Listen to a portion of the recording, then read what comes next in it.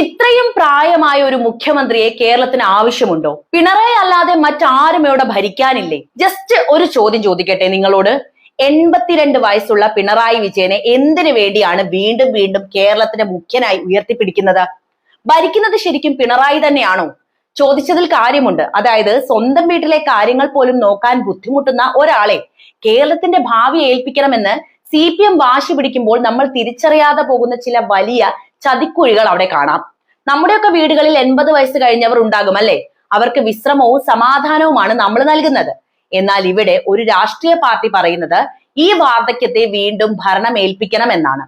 ഒരു MLA ആയിരിക്കാൻ പോലും ശാരീരിക ക്ഷമതയില്ലാത്ത ഒരാളെ മുഖ്യമന്ത്രിയായി അവരോധിക്കുന്നതിലൂടെ കേരളം ഇന്ന് ഭരിക്കുന്നത് പിണറായി വിജയനല്ല, മറിച്ച് അദ്ദേഹത്തിന് ചുറ്റുമുള്ള ചില സംഘങ്ങളാണ് എന്ന യാഥാർത്ഥ്യമാണ് വരുന്നത്.